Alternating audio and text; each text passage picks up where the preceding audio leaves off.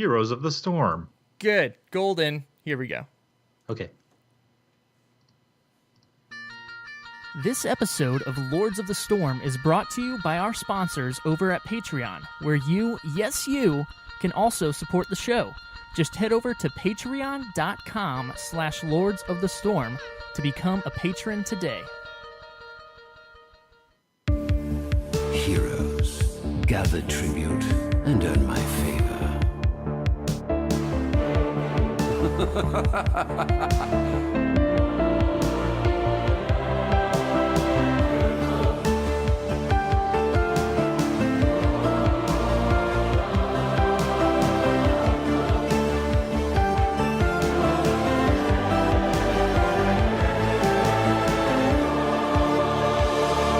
What do you say?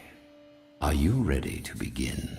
Welcome back, heroes. My name is Greg Gizmozord Parker, and you are listening to Lords of the Storm, episode 151, the weekly Heroes of the Storm podcast for you, the true Heroes of the Storm. I'm joined tonight, of course, by still the Zord Lords themselves, Mr. Kevin Multi-Zord Ellis and Mr. Alpaca Jennington Zord. He is Indeed. up there as well. He doesn't talk much, so don't expect much. I thought you were trying to just say at that least I there. am all the Zords, and you're correct. I encompass all of them. You're multiple Zords, so I guess that works That's too. why the name. Yes. It finally comes out 3 years into this. It does. The truth.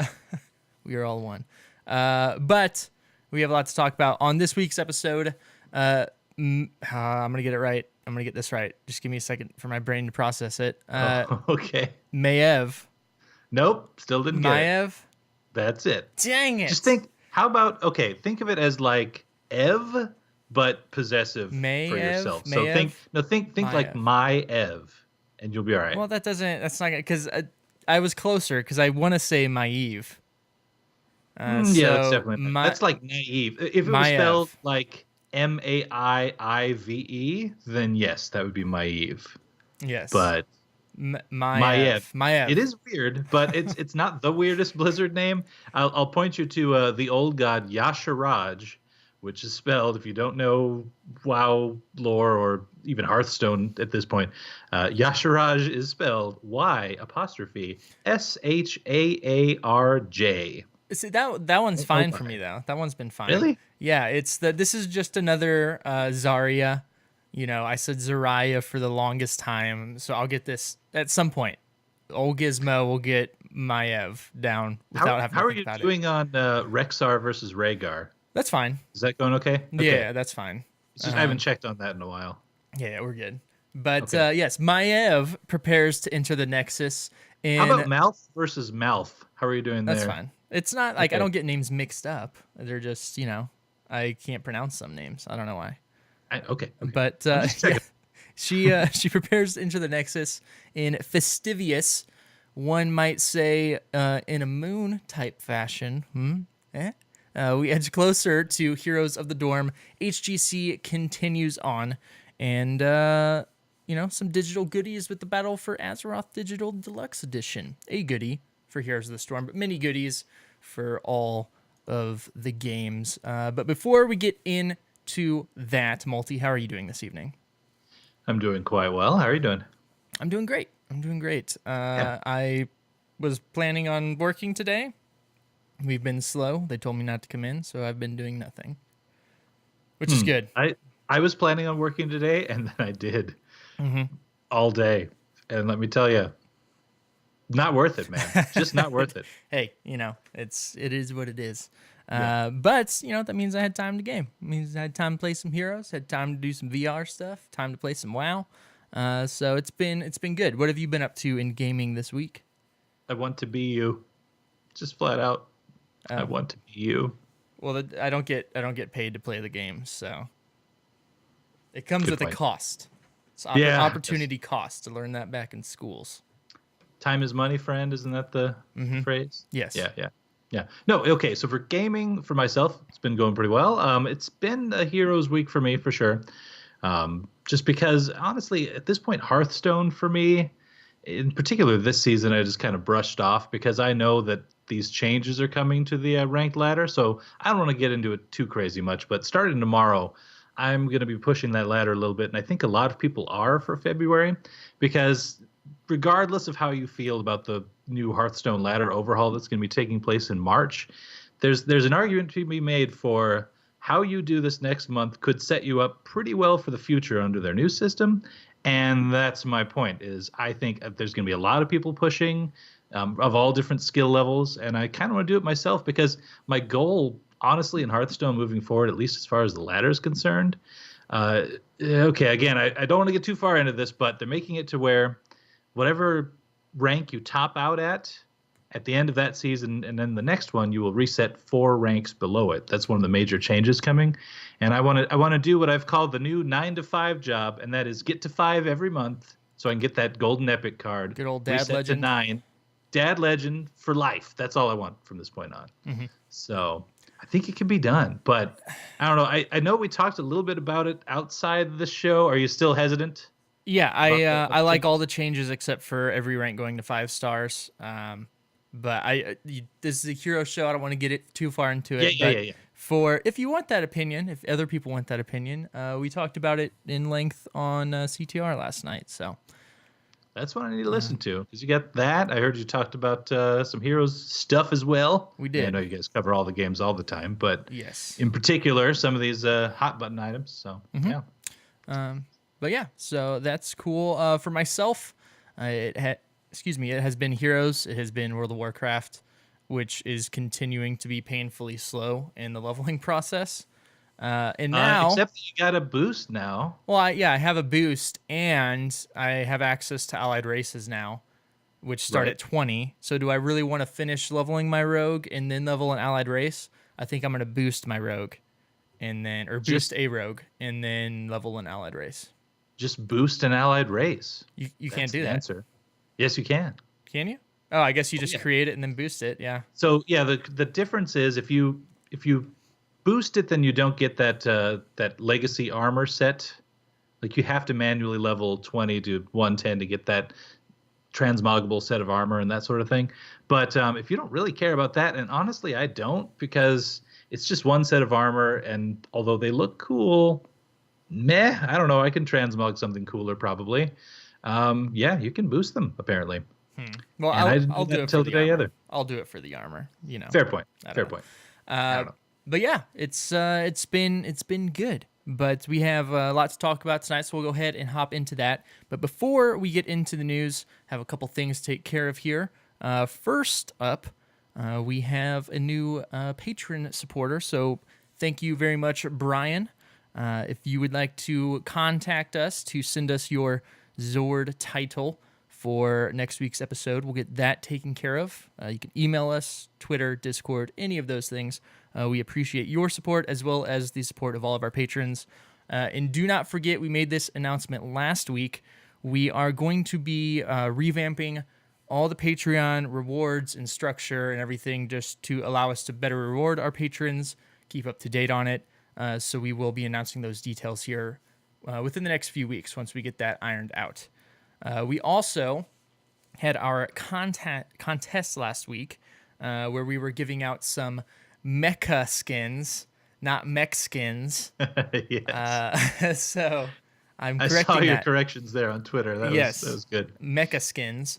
And we have our winners. So our Mecha Rhaegar went to Callum Orr on Twitter, and their ideas, and they sent us long things with detail, but we won't get into that. But they wanted a Mecha Greymane or a Glados Proteus skin, which technically Proteus is already a Mecha, but I like Portal. Glados thing could be cool. Yeah, I'll count it. From an email, our Mechaterial went to Nikita S., who wanted Mecha Arial and Mecha Malthael. I can get down with some more Mecha Angels because those could be pretty sweet. And then our Xenotech... That would cover all the Angels. It would. Xenotech Abathur went to another email entry, Kevin S., who wanted Covetous Shin. And he actually went into like some of the abilities and stuff, which I'm totally down for, but I told him I want Deckard Cain in the game first before Covetous Shin. Fair point. You know, and why not a Mecha Deckard Cain? Oh, Mechard Kane? Yes. Oh, God, that's good. Why isn't that already a thing? Like, that has to be the launch skin for him now. Oh, I will have it no other way. Mechard Oh, Kane. That would be the title. Mechardcain. Oh, I love spelling things on the air. Gosh. That would be the title of this episode if I wasn't already going to name it, thanks to Wicked Kitten. Maiev, or My Everything Maiev. And I'm naming it that strictly because I think that's going to help me remember it. My Everything Yeah, I saw that in Maiev. the chat. My everything. So Maiev. that is happening. But now we can go ahead and get on into the news.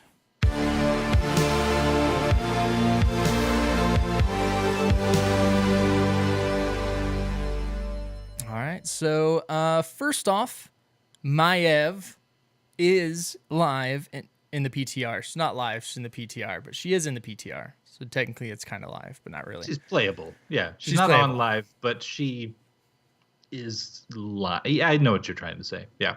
Yes. But I have had a chance to hop in there, not play against people with her because that's not happening. But I have gotten a couple games in AI just to get a feel for the kit, not necessarily what power level or anything is going to be like. And I'm a fan. I know TBK and I have been talking that quick match has not been fun lately because it's dominated by Hanzo and Genji. And we are super stoked. Thoughts on this too. Yeah, we're super stoked for Maiev to enter because she's going to be a great counter to Genji with her, what's it called, Umbral Bind here. But yeah, her abilities are really neat. Some of us thought she was going to be perhaps another stealth character whenever she entered the game, but she's not. Instead, she may have one of the most broken traits, baseline traits in the game, which is going to be Vault of the Wardens, where you leap into the air, becoming immune to all hostile effects for 0.75 seconds. And she has 15 armor. That's pretty sweet. And originally, that's a baseline passive, right, with the armor? Yes. Yeah, which is kind of cool. And it makes sense. She's in that kind of metallic-y suit thing that she wears. So yeah, that checks out. Yeah, but originally I thought this was just going to be like you jump straight up in the air. You can still jump like Genji or, well, I'd say guess Genji because you don't have to jump over terrain. It's not as far. You don't cover as much ground. But the fact that you can dodge anything in the game with it is pretty incredible. But then you get into her base kit here real quick. We got Fan of Knives, which is a nice little crescent shape that deals 180 damage to enemies in it. It's on a 3-second cooldown. If you hit 2 enemies, it goes down to a half-second. And then Umbral Bind, next basic attack, cleaves and applies a tether to the enemy hero hit for 2.5 seconds. If that tethered hero moves too far away, out of the zone, they're pulled towards her, dealing 110 damage. And then Spirit of Vengeance. The best way to describe this, I guess, it's like a mix between Leoric's Wraithwalk and Sylvanas'... What's her ability called? I should know this. I should know it as well. Shadow something. I'll try to look it up. Yes. But anyway, yes. Anyway, keep going. it's like a mix of those. I think it's more like Sylvanas's in some ways though, because you essentially send it out and then reactivate the button to go to where it is at that point. It works a little bit differently though in some ways, and definitely travels at a different speed. There it is. Haunting Wave. There we go. So I mean, there's differences, and we'll get into those, but. I think that's where the similarity was for me. Yeah, but it's a cool ability. And then her heroics, we got Containment Disc, where you throw a glaive in the target direction. If an enemy hero is hit, Containment Disc can be reactivated to remove their vision and time stop them for 4 seconds. It automatically activates 6 seconds after hitting a hero. And then she also has Warden's Cage, which is really cool. You summon 8 Warden avatars as a cage around Maiev. Almost said Maiev. After 1.5 seconds, enemy heroes that come in contact with an avatar consume it and are knocked to the center of the cage in that last 7 seconds. That's a fun ability. I enjoy that, especially on tight corridor maps, which is cool. But yeah, overall, I think she feels great. I think she's going to have some really good builds. She's a little harder than I thought she was going to be, mainly because I was going the talents at level 1 where it's an activatable, makes your basic attacks splash or AoE for I think 8 seconds, and then if you hit 2 people with a single Fan of Knives cast, it resets, and that happens a lot if you're doing your job, and I kept forgetting to use it. So there's a lot of Oh, things yeah. to balance out there, but I haven't tried too many different builds with her. And again, it's been against AI. It's not a great tell right now, but the word on Twitter, the Tweeterverse, is that she's going to be quite strong. And I think that is because she's going to be a great counter to Genji. Yeah, not just that, and you kind of alluded to this too. She does seem like she's going to be a little hard to play as far as like even a skill floor goes. But because of that, I think she's going to be like Genji in the sense that I think her skill ceiling, her skill cap, is going to be insane. Like out of this world, the pro players are going to absolutely tear it up on her in ways we've never seen before, rivaling Genji himself these days. Incredible. And that's exciting. I mean, I like Maiev. I just recently finished the Illidan book, so I kind of got more into her character. I know she comes all the way back from like Warcraft 3 and maybe even sooner. I don't really know there, but so I mean, I'm excited to have her in the Nexus and everything. Where I start to become a little more concerned, though, is with a couple things. So first of all, her trait, as you mentioned, Vault of the Wardens, probably the best named trait ever, because it's not only the name of the vault that she held Illidan in for 10,000 years, it's the name of the instance in WoW that you go to, and it's also like that she's vaulting.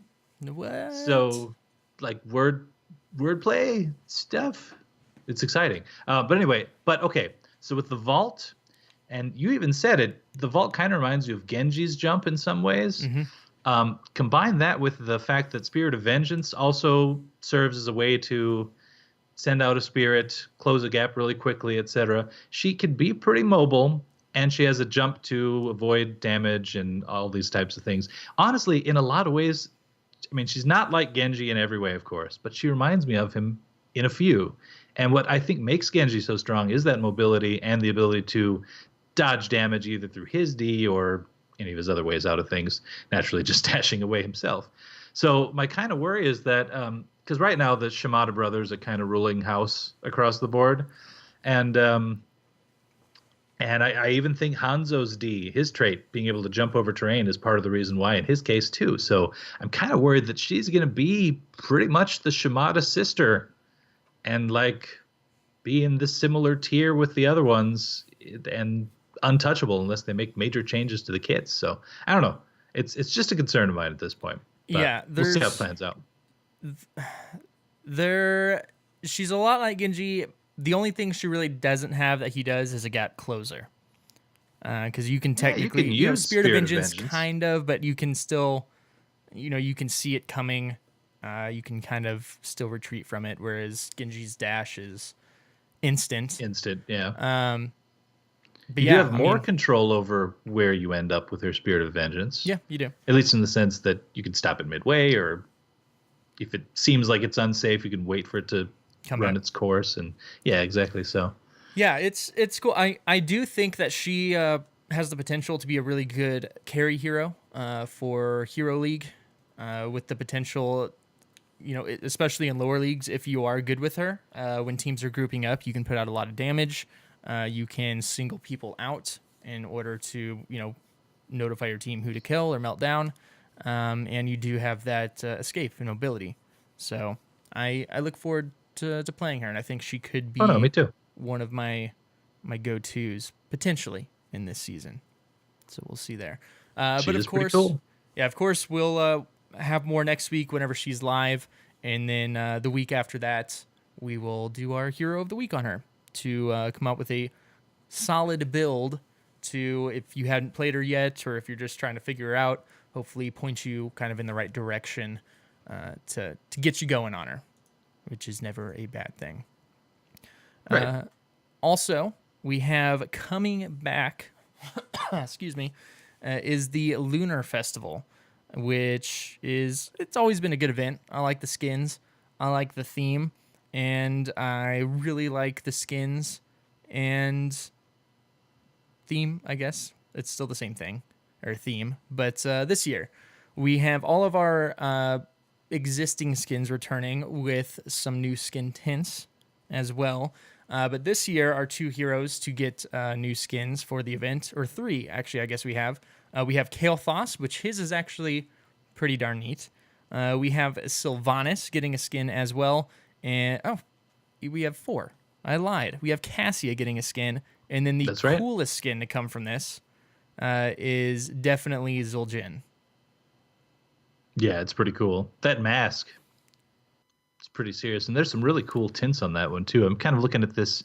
I don't know why. I'm usually drawn to the brighter reds and that sort of thing, but there's this kind of like grayish, brownish one.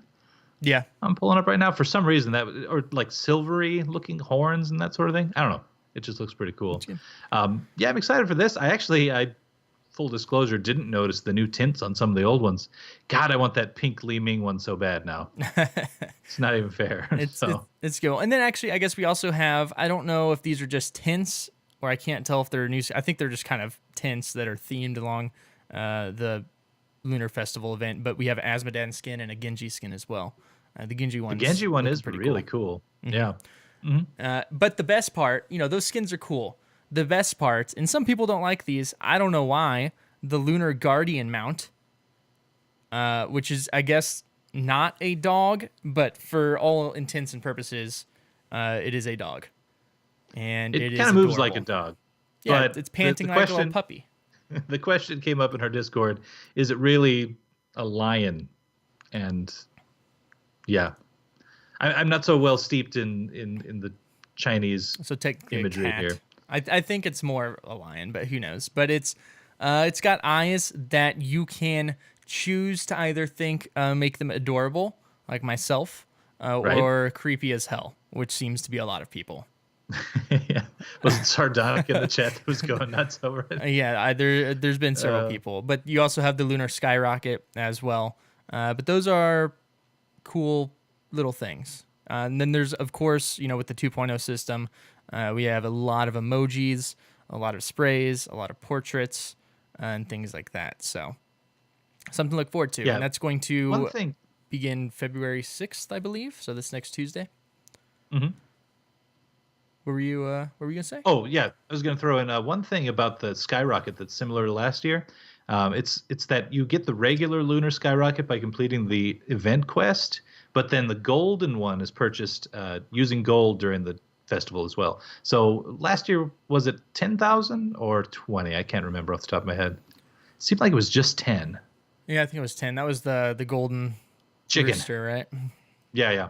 So, well, I mean, yes, rooster, but I don't know. I when I saw these two, I liked the golden one better yet again. So might stick with that, but yeah, it's whatever. And did they put a price on this year's yet? I don't know if they. Oh, the rocket itself? Yeah. Not sure. I'd have to. I mean, when it goes live, we'll definitely see, obviously. But but yeah, speaking of the quest, they actually do have that in the PTR patch notes here. It's going to be 4 parts. First part's just play 2 games. You'll get the cute Lunar Skyrocket spray. Part 2 is play 5 games where you will get the Lunar Warcrest banner. Part 3, play 8 games, the cute Lunar Guardian portrait, and win 5 games on Part 4, the Lunar Skyrocket mount. So, that not too bad. You got 15 games there, and then hopefully 5 more if you win 5. So, throughout the entire event, it's not going to be bad. We don't know. I guess it's going to go about a month, going through Monday, March 5th. So that's plenty of time to get in there and make sure you get your Skyrocket mount. I also can't remember exactly what the event was last year, but it seems like this one's easier to get the mount. Yeah, I remember last year kind of thinking that I would have to grind a little bit for the regular rooster. Yeah, they seem to. I feel like they used to be a lot of winning games with certain things, whether it was, I don't know if it was heroes that was involved with the event or whatnot. But they seem to have kind of gone away from that, and it's more just playing games now, which is nice. I think that's good. Yeah, because we're going to do that anyway. So yeah. Mm-hmm. Exactly. But as we mentioned, the PTR is currently live. That has Maiev in it, along with this Lunar Festival quest, at least. I actually haven't checked to see if the skins themselves and the mounts are in there. I would imagine they probably are if the quests are in there, but who knows?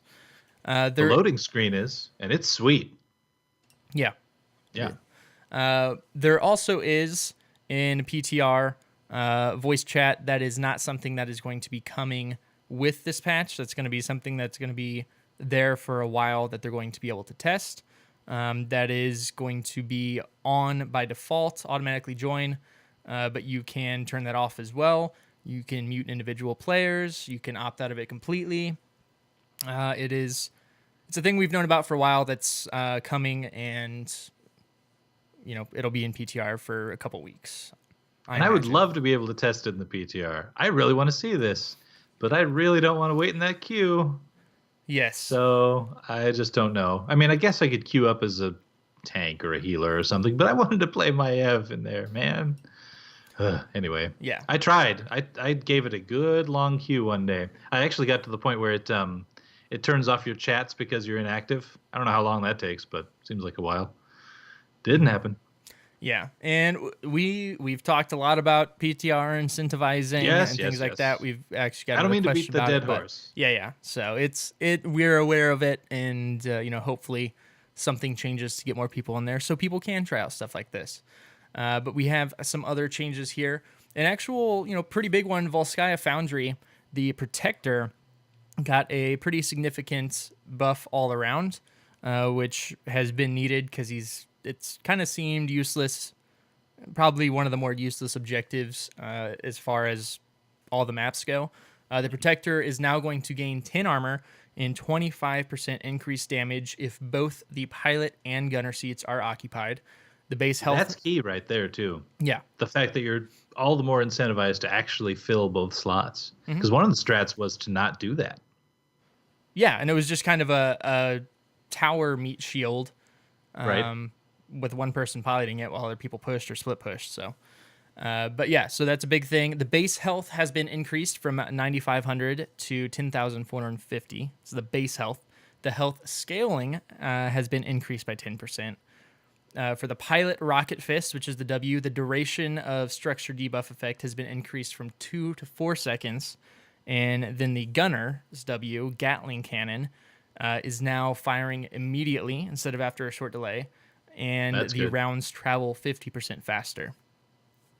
So, pretty sizable buffs all at once. We'll see if that has an impact at all. I imagine it will. The 10% or 10 armor and 25% increased damage is pretty good by itself, and the health. So the health and the scaling health, yeah. Mm-hmm. I mean, even if it is just used as a meat shield again, it's a better meat shield.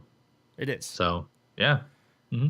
As far as heroes go, Greymane, they are trying to give him some more build diversity. His cocktail build has been a thing for a while, so they are trying to take some of the talents, build him baseline.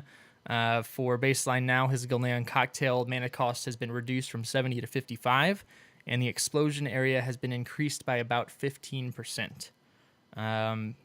Level 1 perfect aim, the mana refund for hitting a hero has been reduced from 50 to 35. Makes sense, since you already nerfed the cost by 15. Level 4 Draught Overflow has been removed.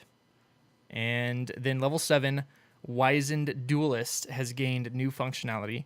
Every 6 attacks against an enemy hero increases Greymane's basic attack damage by 1% up to 30. You gain triple benefit from attacking in Worgen form. Half of these bonuses are lost on death. So, Greymane's been one of my go-tos in Hero League for a long time. And it's pretty much always been the cocktail build, which seems like it still could be a thing here, but hopefully this will free up at least my level 4 pick, and potentially a few others. So correct me if I'm wrong, the previous wizened duelist is just flat out hero takedowns increase the damage by 3% up to 30. But now it seems like, it's making it to where in human form it's 1%, but then you get even more for Worgen form as well. So I think it's worded kind of weird. I believe it's just if you use a basic attack 6 times in human form, your attack damage goes up 1%. If you do a basic attack 6 times in Worgen form, it goes up 3%, maybe. That's how I interpret this too, because there's no way it's like 90% gain triple benefit from attacking in Worgen form equals 3% scaling to 90. No. That's one-shot material at that point, unlike Avala, right? So yeah, that's what makes sense to me. We can check into that. as we get closer here, and so, I mean, yes, it's just incentivizing the fact that if you really want to stack it up quick, be getting there with the Worgen form. But, I mean, if you're doing that, you're risking your life. And so if you die, half of the bonus is lost on death. So, Yeah. I don't know. There could still be something to it, though. I mean, if you're stacking it 3 times as fast, and then even if you die, you lose half, you could still maybe finish it off sooner. I mean, it's going to be up to the player. Yeah, and it doesn't. I don't think it'll take too terribly long to get your stacks, potentially, especially with the Worgen form bonus. But if you're diving in at the right times, getting out at the right times, Malthael, I feel like is getting kind of overall a nerf here. Some people might disagree with me. I don't know. They're changing him up a little bit. His basic attacks are now going to cleave in a radius of 3.25. In an arc in front of him. The damage has been reduced from 117 to 82. Soul Rip, his Q, healing reduced from 44 to 36 per enemy hit. Death Shroud, the width has increased from 2.25 to 3, so it will be easier to hit people with that. His Reaper's Mark trait, damage reduced from 2 to 1.75% of an enemy's maximum health. Tormented Souls, this is the big one. No longer applies armor to Malthael. Huge. Yeah. So, and all of these have been huge. The Reaper's Mark, any number tweaks in that are huge. Yeah, and I mean they did some talent changes and stuff as well, which we'll get into here in just a second. But then the developer comments, it talks about how it always relied heavily on Tormented Souls to apply his Reaper's Mark during team fights, and kind of that's why the armor was there. It actually doesn't say that's why the armor was there, but they wanted to make it easier, increase the width of Death Shroud. To make it easier to get those applications of Reaper's Mark. But Tormented Soul, he's just so squishy. Right. That I don't know. I feel like taking the armor might have been a mistake, but they also made some changes to Last Rites, so maybe they're just trying to pivot altogether and make Last Rites look more viable. But they definitely did it to make sure that Tormented Souls wasn't the must pick every time. Yeah. And it still might be, is the crazy thing. But yes, they tried to kind of build some of that AoE effect of spreading your mark into just his basic attacks as well, which I find to be weird in this patch in particular, because this is the patch that releases Maiev, who is a melee assassin with a gap closer that cleaves damage onto multiple targets. Yeah. They kind of do, in some ways, the same thing. I think the only reason you'd want to take Malthael over her in this point is just for the percent damage. Like if you just desperately needed it as like an anti-tank way of going about things. But I don't know. It's weird. Yeah. It's definitely a nerf though. Mm-hmm. And you will still get the healing from Tormented Souls. You'll be applying your Reaper's Mark quicker, so you can use your W. But Last Rites, it is some good changes to that. The cooldown reduced from 75 to 65. He can now also gain quest credit if the enemy hero dies within a second and a half of Last Rites damage, which helps, and the range has also been increased from 4 to 5. So that is it's a fun ability. It's one I took a lot whenever he first came out, but Tormented Souls has kind of been the thing for a while here. To go along with this, again, there are some talent changes. Level 4, Die Alone. With his Q, this now once again applies bonus damage if only one hero is marked, even if multiple other non-heroes are also marked. So that's going to help with his lane bullying. Throwing Shade at 4 with his E. Reduce the hits needed to complete the quest from 20 to 15. Black Harvest. Quest completion requirement increased from 150 to 180 seconds. So yes, it's easier to get those stacks on, but you got to do it for 30 seconds longer now, which shouldn't be a big deal. They're trying to balance it out with the ability to cleave with autos now. Yeah, it makes sense. Mm-hmm. Level 7 Massacre moved from 16, and Touch of Death active, cooldown reduced from 30 to 25 seconds. 13 Soul Siphon reduced the healing from 4% to 3.75% versus heroes. And Ethereal Existence, which goes to his trait, maximum physical armor reduced from 40 to 30. And at 16, Mortality was moved from 7, and the damage increased from 4 to 6% of enemy heroes' maximum health. So, there you have it. I don't know if this is going to be a a buff or just kind of a different way to play him, help with his stacking. But I haven't played him in a long time. I'll have to get in there and check him out to see how he feels, because he is still, I think, since he came out, my favorite hero release. Really? Did a really, really good job with him. So he's still one of my least favorites. But okay, more power to you. You remember apologize to Matt. I'm sorry. No, seriously. He is cool by all means. He's one of the sexiest characters out there. I'll throw that out there in his direction. But yeah, I don't know. It's just the play style doesn't really work with me as well. For similar reasons, I'm not as thrilled about Maiev, just because I don't do the squishy melee guy so much, unless he's got insane pushing power like Zool, I guess. I don't know. But this does feel like a nerf in particular, because he loses so much out in survivability early in the nerfs. And then, like when you consider the soul rip, already the healing is reduced just flat. And then you get down to 13, the soul siphon, the increase healing, less armor from ethereal existence at 13 as well. It's going to be interesting. I don't think he's going to totally drop out of scenarios like pro play, because they know how to pair him with, I don't know if you need to go the full route with Tassadar and a healer or anything like that, but stuff like that's going to work, and it's going to work well against certain comps. I'm just worried that in just your regular run-of-the-mill, like if not the greatest melee squishy assassin player, tried to take him up now post-nerf, I don't know if I'd be able to very easily, so I'm a little concerned. Okay. Yeah. I understand the concern. I understand it.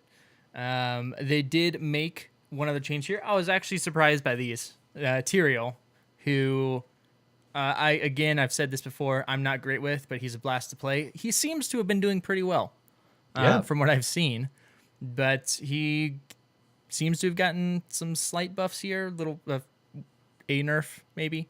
Level 1, Salvation, the healing on shield destruction increased from 125 to 140. Ardent Restoration, healing increased from 12.5 to 13.17 or 13.75 per stack over 5 seconds. And then level 4, Stalwart Armor, armor reduced from 25 to 20. So I think it's just kind of trying to shuffle some talents around, make things more desirable, less desirable. But he seems to be in a pretty good spot, especially if you've been watching HGC. So yeah, he's always been good in HGC, just because there's so much utility that you have, and you can still kind of tank, and so yeah, we'll see him there unless we get a huge kit overhaul, I think. But in particular, yeah, I'm guessing this, when I see this armor reduction at 4, I'm guessing it was just that they tested some of this new healing and then found out that, that's nice overall, but if we also take this talent and we get to 25, it starts to become just a hair too much. So it seems like the level 4 is a reaction to what's happening at 1, at least to me. Yeah, but 20 armor is still great, considering you can also have it up, I think, 6 seconds or 6.5 seconds, depending on whenever you teleport to your sword. Yeah, because you can just throw it out and then soak the armor for a while, if I'm not mistaken. Yeah, so. And then you get it for 2 seconds after you teleport, I believe, as well. So yeah. Mm-hmm. Been a blast to play, but pretty light PTR here, which again we appreciate seeing these smaller changes, especially some that are going to be coming with a new hero and event as well. This was a really small PTR patch for a brand new hero, and I think that speaks to the fact that they're starting to do reworks and stuff on their own. But it's good. I think it's a better flow this way. Mm-hmm. We want to give another quick reminder here. Heroes of the Dorm is coming up. We did have several members in the community that participated last year. So if you are wanting to participate again this year or participate for the first time, make sure and get your team signed up by February 5th. That is when they are going to close. And season plays beginning February 5th through March 8th. So it's coming up quick here and goes all the way down. We do have bracket play March 28th through April 19th, but the Heroic 4 is still to be determined for where the location is going to be and date. Right. So we'll keep an eye on that. But again, make sure you get a team signed up. It's a really cool event. Plus, you can win tuition for life, or you can win sick computers, or you can win a lot of other things. It's really neat. And in some cases, you're just so good that you get in HGC as well. Yeah. As like one of the top players in NA. Yeah.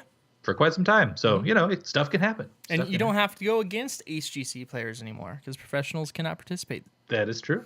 That is quite true. And it's on Twitch, so more people will be watching you. Yes. Instead of 700. Don't get nervous. I mean, it's okay to be a little nervous, but push through the nervousness. You'll be right. Yeah. The other thing, not entirely Heroes of the Storm related, but it is a little bit. The World of Warcraft Battle for Azeroth is available for pre-order. You can get the Standard Edition or Deluxe Edition. It is slated to be released on or before September 21st. Standard Edition, $49.99. Digital Deluxe Edition, $69.99. But if you get the Digital Deluxe Edition, of course, you get all of the digital goodies for World of Warcraft, Overwatch, Hearthstone, StarCraft, and for Heroes of the Storm, you get the Primal Flame Saber mount, which is sick. I actually just switched to that mount like 2 days ago on my tune. I'm in WoW? Yeah. Yeah. Because I was going through them, I was like, oh man, this thing's sweet. I've never used it before. Let me use it. Now I can have it in Heroes of the Storm. Yeah. So pretty cool. Yeah. That one was tempting. I kind of also wanted the Hearthstone card back. Like I was tempted by that. Couldn't do it with the money in the end for sure. In particular because if I got that card back in Hearthstone, I like it. It's a beautiful card back, but I would really like it a lot better if I could tear off the top half and just throw it in a fire. That'd be good. That's the Alliance half, Greg, if you're wondering. It's the good half. What? I don't know what you're talking about. Anyway, yeah. Double meaning. What? It's the good half because the alliances are the good guys. Oh, really? I think you need to read. I think you need to read Chronicle 1 before you come to that conclusion, my friend. I will remind you that Arthas came from Lordaeron. Okay. But yeah, no, it's good stuff. And if you see one of those mounts in game, you know that you got like a diehard BFA fan on your side. Yeah. I also will point out, just in case Multi doesn't know, or just in case anyone listening to this show doesn't know, you've been lied to your entire World of Warcraft life. Chris Metzen, voice of Thrall, famous for his For the Horde chant. Mm-hmm. His main is a human paladin. I know, I just learned that the other day and it crushed me. Now he's posting pictures of him on his new horse, and I'm like, man, he always seemed more exuberant when he was shouting, "For the Horde!" And I mean, he is the voice of the real original war chief, so not the original. I know the original war chief was technically Gul'dan. Fun history fact. Really? Yes. I told you need to read these Chronicle books, man. That just makes it seem even worse. I mean, he was kind of a shadow guy behind, if it was either Ren to Blackhand or someone. Anyway, totally regardless, I'm hearing in chat that you have won this, according to Middle Earthbender. And the only reason I want to shout you out is not because I agree with you, because I don't. I just love your name. I love Lord of the Rings and Avatar: The Last Airbender. So you're playing on all my heartstrings, man. Except for the one of you losing. Yeah, that's where you go wrong. Yeah, but sorry. Again, it's a cool mount, and this is pretty typical of the new expansions to get. We expect to potentially hear of some beta stuff within the next month, is my guess. And then I think we're looking at probably mid to late August for launch. That's my guess. It's a good guess, yeah. And I mean, if you get it now, you can already start off with the allied races, so that's cool. Yeah, if you have met the requirements, which I actually have not yet, and I need to go do because I haven't been playing my high level tunes. But they're cool, so it's gonna be cool. Yeah. Yes. So find my place here. HGC is the thing that is continuing on, and of course TBK isn't here this week, but Multi is. So let's do that.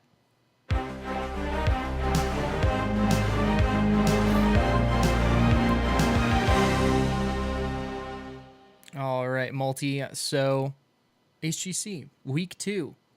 It's come and gone. It certainly has. And week Yes. 3 is almost upon us. Yes. Fun fact. Yeah. So it was a good week for sure. A lot of interesting games and upsets, which we'll get into here in a second. But the first thing I want to point out to you guys is there's a new series that's going to be taking place on the Heroes Esports channel, and it's called HGC Minute. And how it's going to work is it's a quick recap of essentially the past week, maybe a look ahead at what's coming up. But then also highlighting a particular player and a couple specific plays and all that. And you've probably already caught on to the fact that if it has all this content in it and it's called HGC Minute, how do they squeeze all that into a minute? They don't. If you go look at the first one, I believe it was 2 minutes, 22 seconds, which is just kind of funny. And this is actually something where I checked into it. So the host of this first one, at least, I don't know if he's going to continue to do them, is a guy, Kevin Michael Johnson, who, if you don't know him, he's a yes, exactly. He's a community guy over at Blizzard. I haven't met him personally myself yet. Have you? Yes. Did you get to meet him last year? Mm-hmm. Okay. Yeah, I talked to him at BlizzCon this year. Yeah, I haven't gotten the chance to myself. But anyway, he's involved in a lot of things, but you guys will definitely recognize his voice from the Hero Spotlight videos because he definitely does those. But and the HGC advertisement announcements. Yeah, right. Any of those fillers in between and all that. So, yeah, exactly. I don't know. I thought it was super good. I thought it was a really good, quick recap that not only covered a lot of the material that, honestly, we do on a week-to-week basis, but he got into Korea, which is a region that we don't usually delve into here on this show quite so much, just because it's a little harder to follow absolutely everything, So that was cool. And I mean, this format's also good because they can show little clips of like what was the play that turned this particular match around in the Korea scene, that sort of thing. So I don't know. I really appreciated this, especially as someone who really loves HGC, but often has to watch it on the go as myself. I just like it. So I'm looking forward to these. I'm going to try to stay subbed to that channel and tune in as I can because it's just a good catch up, what you need. Mm-hmm. So, but yep. Otherwise, yes, we did have HGC week 2. And so I think that the main story for this week, at least for me in the NA, is actually the first game that we had, the Tempo Storm versus Team 12 match. So spoiler alert, again, to people who care about these things. I myself am technically one of them, so I get it. There are people who don't get it, though. There was someone in chat last week who was like, I don't get it. Just watch the highlight reel. It's like, well, yeah, but if I'm going to sit down to the whole game, anyway, whatever. Okay, Tempo Storm versus Team 12. I think the reason why this was interesting in particular was because, if you remember from your roster apocalypse history, Glaurung moved over to Tempo Storm. And Team 12 is the kind of revamped, new branded Roll20 as well. So it was the story of Glau essentially going up against some of his former teammates. And they addressed it right out the gate. Like, they have that intro video where the teams talk about how they think the match is going to go and whatever. And, I mean, Glau got straight up on there and said, I don't want to ruffle any feathers with this kind of thing or create any drama. I just want to play the game and whoever is the best team wins. And here's the thing. The series was super close through the entire thing to the point where, honestly, at the end, even J-House said that could have gone either way at the end of a 5-series match. So pretty exciting stuff. The first game, it didn't look like it was going to be, though. I will admit, Glaurung gets out there with his Zeratul, and this, Gizmo. Glaurung basically is Zeratul at this point. He is Zeratul and Maiev. Embodied. Yep. So, I mean, it was nuts. And another interesting thing about that, too, is that Glaurung's not doing the shot calling anymore for Tempo Storm.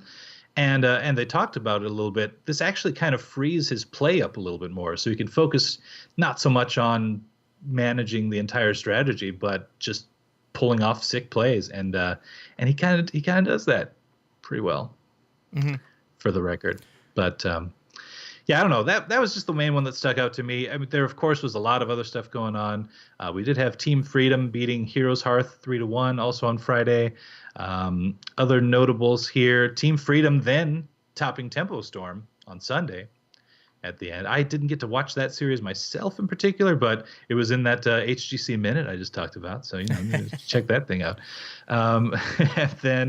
But Heroes Hearth did beat Space Station Gaming 3-0. So They are officially on the board. And I know you said that's obviously one you're rooting for as well, right?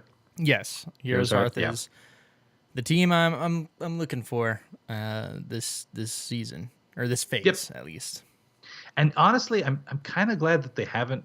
And this seems counterintuitive, but I'm kind of glad that they haven't started off just guns a-blazing, because like if they start off, and they're a solid team, make no mistake, but if they start off like this and then build up to then conquer North America, that'd be just a cool story. I don't know. I would love following that.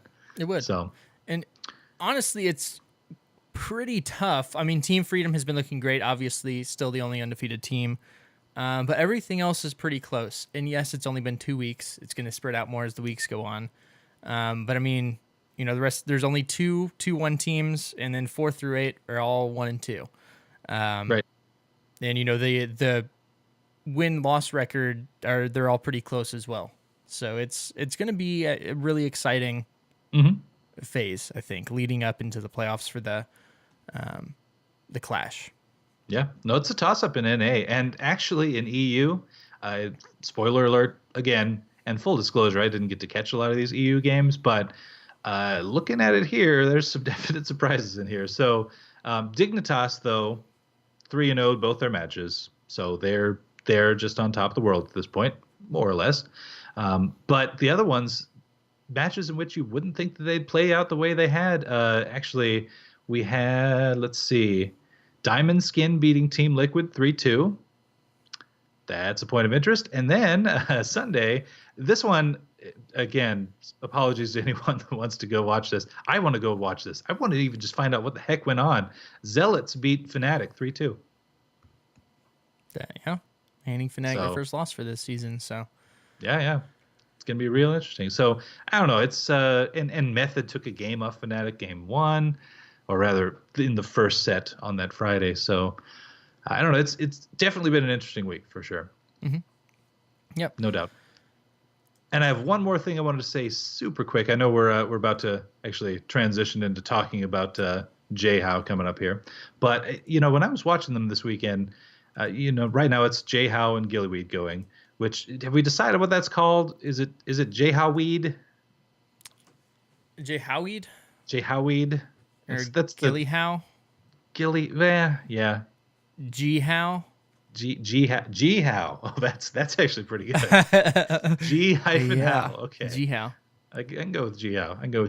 Anyway, I like, they're new as a pair, at least in the long term. I know they've done some casting together, but the more I watch them, the more I start to think about the future too, because when Gilly swaps out for Dreadnought in the next set, it's going to get really interesting because, I mean, Gilly's a fantastic caster in every way, I think. She can handle high-level strategy as well as being a super hype caster across the board.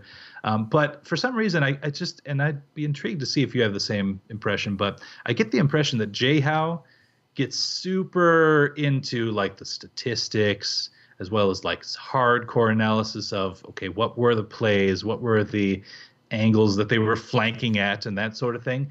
And I've gotten that same vibe from Dreadnought as well over the years. So like, I think when it's J-How and Dreadnought, which has to be called, what would that one be called? It's Dreadnought How. It cuts off right before the T in Dreadnought. Okay. Dreadnought How. Okay. I don't. That's the best I got right now. If you guys can think of something better, my point is when it's those two up there, I think it's going to be nuts. Like we're just going to have the whole game analyzed at that point. Yeah, and I mean, you know, we've talked about this in the past, and from having him on the show, he's definitely a student of the game. Like he studies hard. Oh yeah. To prepare for casting, which you know I'm sure they all do. They have to. Know all the names of all the abilities. You know, I was actually thinking about this the other day. I know all of the abilities and what they do, including I won't say all passives off the top of my head. Except Haunted Wave, but whatever. We're tired people. Oh, I said not names included, but like I know what the abilities do. So, sure. And I'm somebody who's been playing this game since alpha and doing a podcast on it for 3 years now, and I still can't even remember all the names. So they put a lot of work to do what they do. But he's a workhorse. And you can tell, and it's really cool. It comes across in the casting for sure. Yep. Well, real quick before we get into some more J-How talk or something J-How posted here, we do have a schedule coming up for this week. In the NA for Friday, leading off, we have Team Freedom versus LFM Esports, and followed up by Gale Force Esports facing Space Station Gaming. Saturday, first up, Team 12 versus Gale Force. Should be a good series there. And then Tempo Storm playing Simplicity. And Sunday, we have Space Station Gaming facing Tempo Storm and Heroes Hearth versus Team 12. And then over in the EU on Friday, we have Team Dignitas facing the Leftovers, Tricked Esport facing Team Liquid. Saturday, Fnatic versus Tricked Esports, Method versus Zealots, and then Sunday, Team Liquid versus Method, and Diamond Skin versus Fnatic. So some good matches there.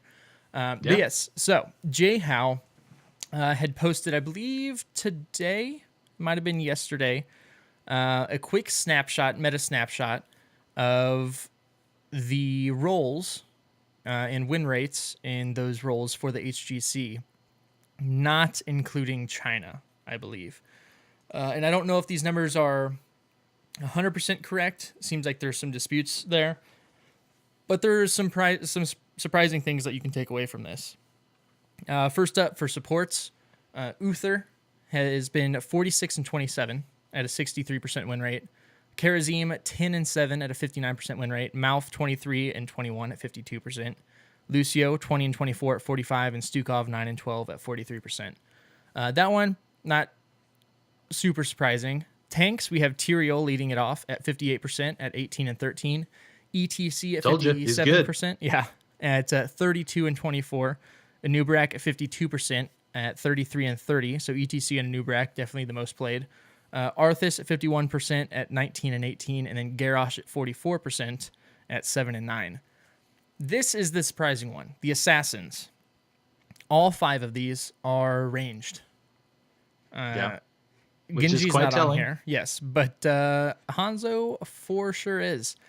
Jaina at 70% at 14-6. Hanzo at 66% at 57-30.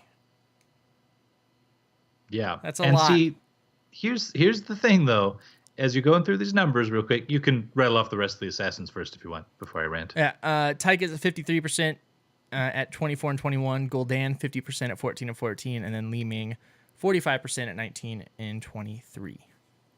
Right. My one complaint on this, and it's some interesting stats, make no mistake, but what is playing into this on some of these, and you kind of can even get this from your reading off the numbers there, is just the sample size. Looking at the gap between Jaina and Hanzo, yes, she has 4% on him, but 14-6 in terms of the games that she was played versus 57-30.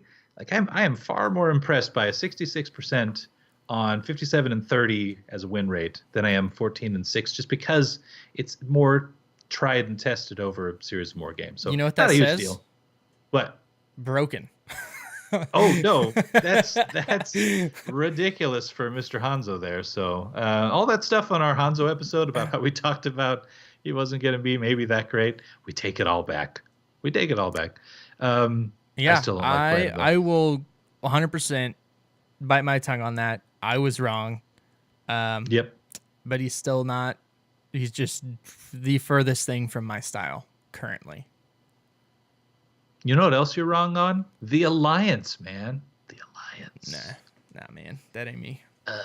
Dang. Okay. No, but seriously, this is good stuff. And I hope J-How keeps coming out with this kind of thing because, again, this is another one of those super quick, digestible bits of information. I can pull this up on my phone and look at it and say, oh, yeah, that's interesting. Maybe I need to work on my Uther play some.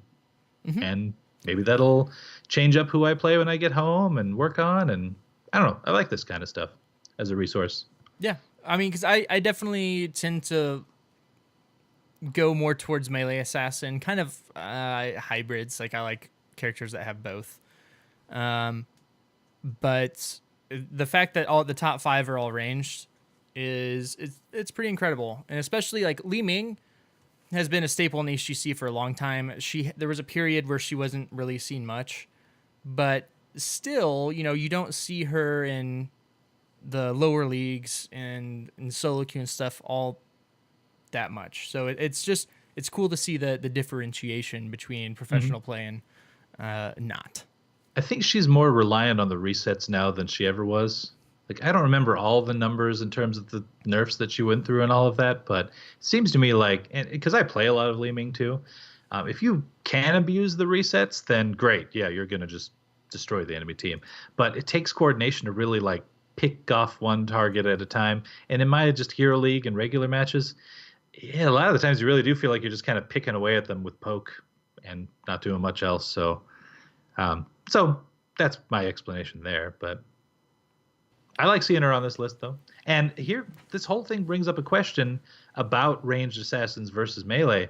I don't really want to see this game come to a point where, like, you can't ever pick the Butcher because you're just not going to do the damage that Jaina would, So there's maybe something to look at there on Blizzard's side. Yeah, potentially. But yeah, so we got a lot to look forward to coming out this week. And again, just seeing how the meta shapes up for this first phase of the season. And it should be good. Yeah, sorry I keep ranting like this, but TBK's not here to do it, so I gotta do it. But I'm excited to kind of see what shifts may potentially happen when Maiev. See, this episode title is going to work. It's going to work whenever she enters. Wicked just saved you with that one. Mm-hmm. She saves us all. She's frequently. The best mod in the world. Mod in the world. But since TBK is not here this week for a community content shout out, I pulled one up here. I found this actually on Reddit, but it's a YouTube video of June from Tempo Storm. It's a video that from his stream where he was playing with subs, and it's just a really good video to watch over. They're playing on Cursed Hollow, that goes really in depth in explaining, why they're doing what, when they're doing what, kind of going through draft, when you draft things, why you draft things. So it's always good to see the professional players kind of come out and go through that stuff. So if you're having any questions in, as far as draft modes or when you should be drafting certain things, especially in Team League, we don't really have the team swapping or hero swaps right now yet for solo queue. You got to draft whenever you draft. But there's still some tips in there that, say your first pick, maybe this is why you shouldn't pick that hero and pick this hero instead because you are first pick. And again, kind of going on the maps and stuff as well. So I always really enjoy those. It's, helps you step your gameplay up if you're looking to improve in any way. Coaching in a way. Yeah, absolutely. And yeah, just good to see, especially from such a high level. So I like it. Let me post this link here. Anyway, keep going. Yes. All right. So questions this week. We don't have many. We have some extra time this week because it is a slightly lighter week. If you have any questions in chat, go ahead and post them and we'll knock some out. But let's go ahead and move on to questions.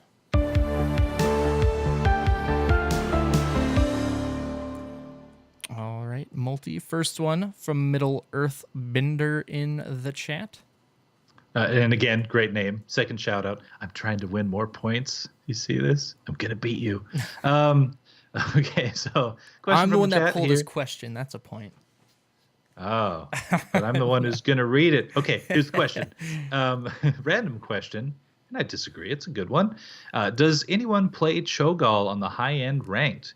I never see him on HGC, maybe once, but anytime my friend and I play him on Quick Match, which is very often, we almost always do well. So, I think, and I would have to kind of run the stats to know where's our stats guy that we used to have around. Is he still around? Where's the stats guy? Anyway, point is, I don't think he sees a ton of HGC play for sure. He or they, I really never know what to say. But I know if you've played him enough, you kind of get the sense of naturally you're one body that takes up two people, and on some maps that just doesn't work out so well. Like it's hard to do like in a tri-lane map, what would it be, a 1-1-2-ish split, two plus, if you will. Maybe he's 1+ heroes. That's one way to think of it. And actually, back to the Warcraft Chronicles 1, Greg, he is referred to in the singular through the whole thing. So I believe it is safe to call it him, Cho'Gall, and not them. So just throwing that out there. Yeah, I don't know. So yeah, Half Note saying in chat that Tempo Storm picked Cho'Gall this past weekend. That was fun to watch. And I think there's there's definitely the power there. And I definitely love the new rework that they did where there's a bit more interplay between the two heads. I'd be intrigued to see if you agree with me on that one there, Mr. Middle-earth Bender. But yeah, I don't know. I think that's my one take, though, is that you just have one body instead of where you would have otherwise had two. And that doesn't always work as well at the top end. But I don't know. Greg, what do you think? Yeah, I didn't see him played this week in Half Note. Did Tempest Storm win with the Cho'Gall pick? I'd be intrigued to know. I don't think I caught that one in particular, but yeah, the only time I can think in recent history that he was picked in HGC, which wasn't recent, was Braxis Holdout, and they got stomped. And so the reason being, I think, is Cho'Gall as a hero. Yeah, he's really strong, and that's why he can be good in lower leagues, maybe even up to, Master Grandmaster. I don't know. I'm not there. Because it's hard for people to deal with them, especially on smaller maps like Braxis, Tomb of the Spider Queen. But the reason you don't see him in HGC much, most of the time, it's I think to try and kind of catch off guard, but it will still be on those smaller maps most likely. Rotations and the metagame is way too important in the HGC, and you putting two people in one hero is just, it's too much of a ball and chain to deal with to be able to react to the other team unless you have a specific goal and plan to catch the other team off guard with some strategy, which you can't do all the time. Therefore, it's not going to happen very often. It's kind of you pull it out once strategy. And then it's like a team may pull it out once for a phase, because typically after that, the team will see what's coming up in the draft the next time, and they'll be able to not only know what's coming, but deal with it appropriately. Yeah, which is why it probably does well on the ladder for Middle-earth Bender and his friend, because, in that scenario, they're never going to really know, especially in quick match, if that's what you're doing, what's coming up there. And even in a draft, you can kind of mess with people's heads on that one some. So, you may come up in a situation where they're just not prepared for it, especially in quick match. I know I've queued up and been against one and then thought to myself, I am maybe Genji myself and not able to really do anything but just pick away at this giant body all game, so. And it looks like Cho'Gall did lose. So that is, spoiler alert. I should have said that before. My bad. Tempo Storm lost that, but it was close. So, I doubt that becomes a thing. I think it'll still just stay kind of a cheese strat, but, who knows? Not even cheese as much as pocket. Just deep pocket. A very, very deep pocket that you have to put a lot of effort into to get down all the way to grab it, because like the ones on those Jinko jeans in the 90s. Yeah. So inconvenient that you're not going to pull it out very often because you just don't want to reach all the way down there. Didn't those Jinkos go like all the way to the ankle, the back pocket? I had Jinko jeans. So you should know. Was that how it was? It was like 5th grade. I don't remember. I think the front pockets went down to like the knees. I'm Googling this, but yeah, okay. I have to know. Yeah, if you guys have any other questions in the chat, though, by all means. We didn't get a lot of them in the form of email this week. We got one from Kevin Sullivan-esque. Do you think another assassin, Maiev, will make quick match more unbalanced? There seems to be a lot of assassins, but lack of tanks and healers. At this point, with kind of the unbalance that there is, I don't think it'll make it any more unbalanced. I think quick match is just, it is what it is right now. And I think actually Maiev is going to help, as I mentioned earlier, because you see so many Genji and Hanzo. I think she's going to be a good counter to them.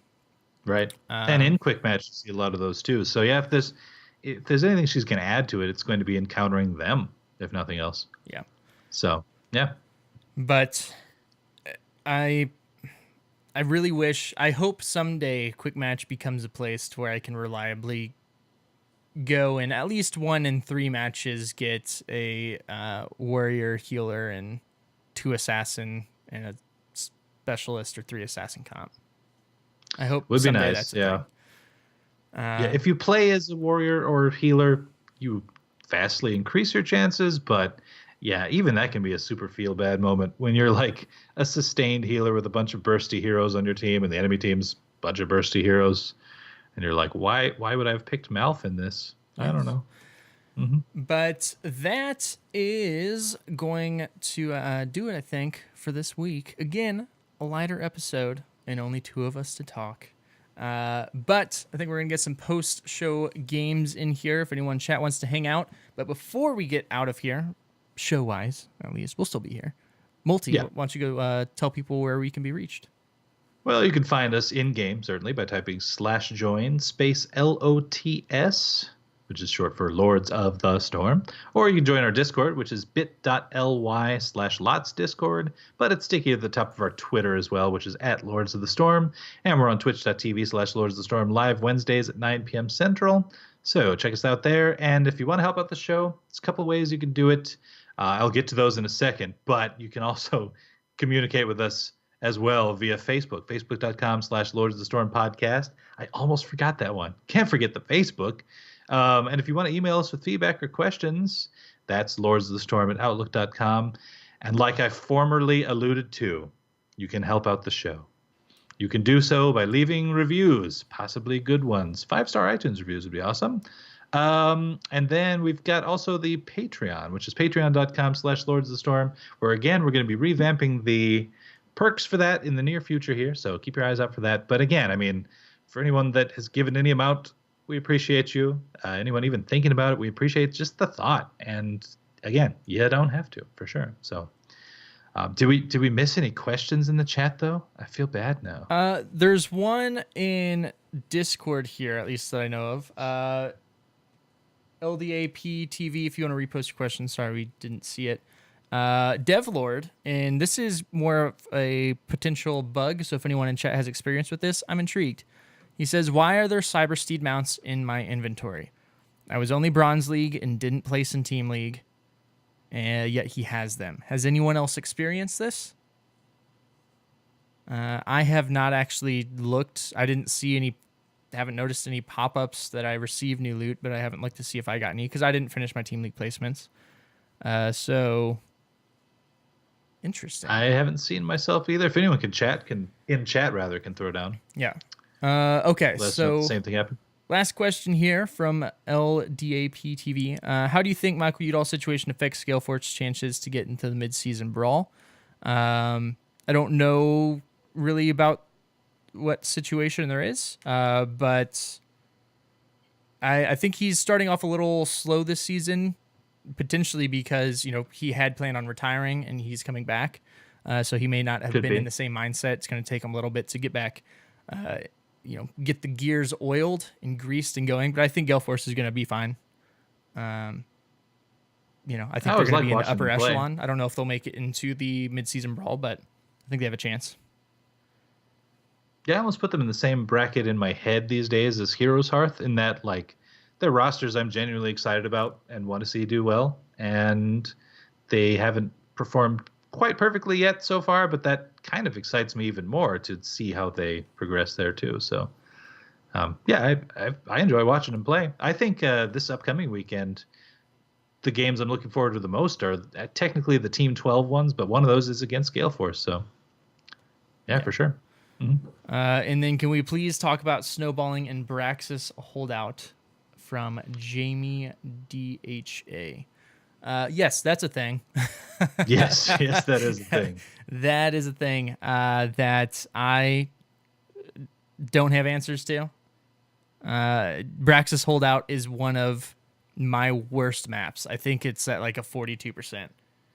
I think it actually might be my only 1 or 2 maps that are below 50%. And I like the idea of the map. I'm just not great at it. I'm not great at shot calling that map. It's like herding cats. on that map, I feel like. Oh, especially during the objective phase? Yeah, just a bit. And I don't know why, because the objective mirrors in so many ways Dragonshire, and yet people seem to just get Dragonshire. Get on the points and stand on them to cap them for your team. Yeah. And I talked... Rotate as necessary, but for some reason... Yeah, sorry. We had discussions on this whenever the map first came out, and that is just... I think that's probably one of the, if not the most difficult map to rotate correctly on. The middle area is weird. That's for sure. It's weird in that just, the timing of, it's typically you do the 1-4, one top, 4 bot. When is it that you send people up to assist with your 1? When is it that you send everyone down? It's just a tough map. It really is. Yep. And the people that have it figured out have it figured out. Yeah, and when it comes to the snowballing too, like, I think it's fun to watch as an observer. Like, if I see an HGC team just blow out another one on the map and it ends in like 7 minutes or something crazy, then I don't know. It's a fun game to watch, but it definitely feels terrible to be on the receiving end of that one. I don't know of any fix other than just weaken the Zerg waves, or like if one is significantly stronger than the other, reduce the gap between those. I know they've done fixes like that to things like Haunted Mines before, so there could be something there. But I think they've done some scaling stuff with the objective on Braxis Hollow before. Maybe it's just more scaling stuff needs to happen. I don't know. You'd think the buff to the towers and just that they do more damage would help, but there's less towers shooting at them, though. That's true too. But yeah, we've been talking about potentially doing another segment coming up here. I mean, we've done them in the past, whether it's map strategies or draft strategies. Maybe we'll do another. What's our AI? Lords of the Draft. Oh yes, coming up soon, or else another. Well, yeah, we could do it on Braxis, or just another map discussion when it comes to strategies, early game, middle game, late game, how to come from behind, things like that. Maybe we'll do it on Braxis Holdout. Coming up it would in the be a next map weeks. to do it, because like I do feel like some people just don't get it. Sometimes I've been in, granted they're mostly quick match when this is happening, but I've been in matches where you win 100% to a very low percent, and then 2 or 3 of them go to defend. Yeah, it's like, really, we could have the keep now if anyone was here with me. So for sure, and that's actually that's a segment that would help me out as well, because it would make me dive in there and study hard how to turn it around, because at this point I've been so defeated on that map that I've just kind of accepted it as when I get that map I'm probably going to lose. So yeah, we can't let that happen. So, no, yeah, let's settle for a loss. But that is going to do it here. You can also find us individually. You can find myself on Twitter, Twitch, Facebook, all those things at Gizmozord, as well as Tuesday nights at 10 p.m. Central on Convert to Raid presents The BattleNet News with Pat Crane and company, where we cover all things Blizzard, heavy on the WoW. And they also, I want to give a shout out to their new show, the BattleNet Sports.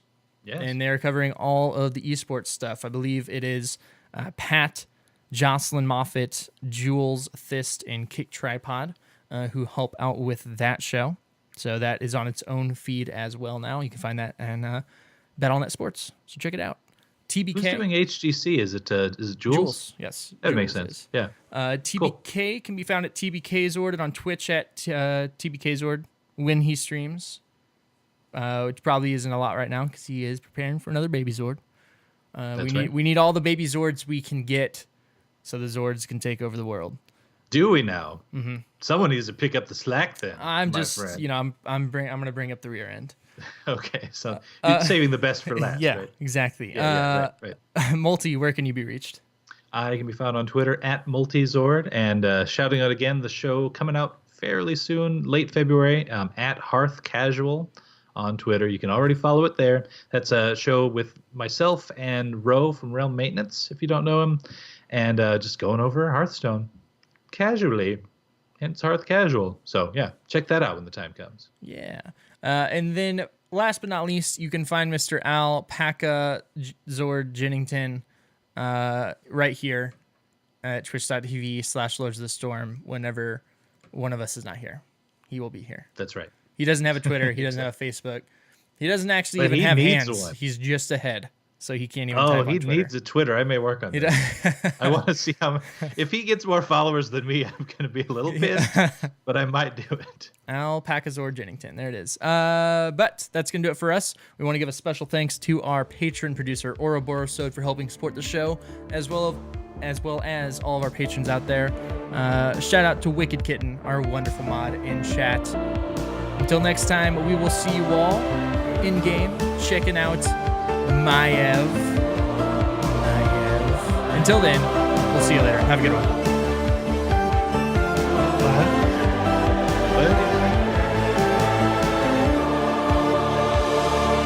Enough. I shall do no more.